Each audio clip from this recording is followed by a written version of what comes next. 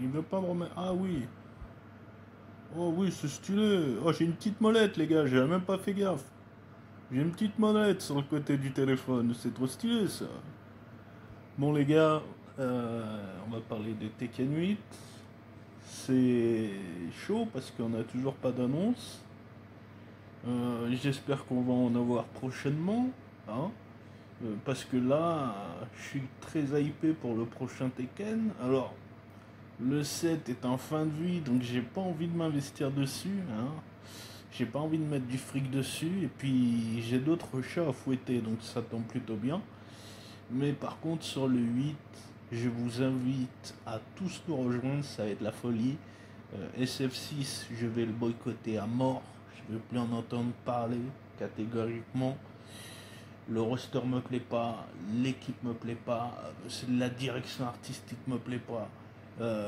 Il n'y a rien qui me plaît sur SF6, je vous dis la vérité.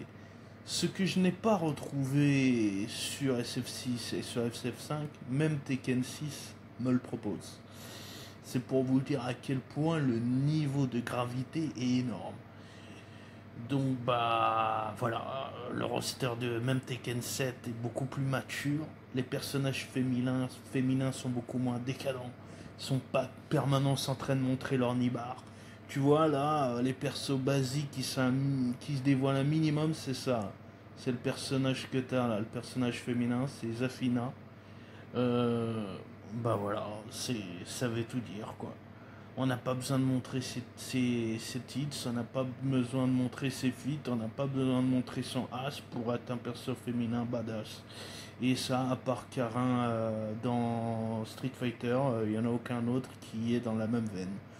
Donc il y a aussi ça qui m'avait bien saoulé sur le 5. Hein. On va pas vous parler des modes parce que là on va encore plus loin. On va pas vous parler des fanarts non plus, des personnages qui ont l'esprit tordu et qui font un peu tout et n'importe quoi avec les persos féminins, ce qui accentue l'effet dans le jeu, hein, indirectement, forcément, avec les modeurs et avec ce que même, parce qu'il faut savoir que les modeurs sont en étroite collaboration, du moins les meilleurs, ceux qui sont dans le top 10, ils ont fait pas mal de featuring avec Capcom aussi également, donc ils leur ont vendu Beautiful Joe que vous avez pu voir version Rachid, c'est un modeur à la base qu'il avait fait, qui a ensuite passé sa vidéo en privé et qui l'a vendu à Capcom.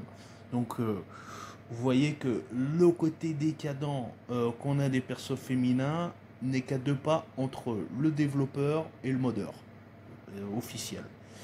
Donc voilà, je cut ici. J'espère avoir du très très lourd prochainement sur Tekken 8. Je vous avoue que j'ai la boule de feu dans mon ventre qui me dit putain mais balancez-nous la max, arrachez-nous tout. Et puis vous voyez, ils ont mis, en plus, je vous dis la vérité, hein, les featuring qu'ils ont mis dans Tekken 7, ils font grave.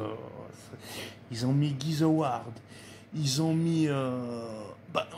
Y a que des personnages où, en fait, ils ont mis Akuma. Pour vous dire, Akuma dans Tekken 7, il est grave plus imposant que dans Street Fighter 5. Pour vous dire à quel point, bon, SF5, bon, j'étais monté platinium, ultra platinium, j'étais à 2 pas du diamant. J'attendais Luc pour passer diamant. Finalement, ils m'ont tellement gavé que Luc a mis tellement de temps à venir que j'ai lâché SF5. Bon, ça m'a cassé les couilles. Ça m'a fait exactement la même époque. Je me souviens sur Ultra Street Fighter 4, je l'avais pas pris. Et c'est le coup où ils ont sorti Ronaldo.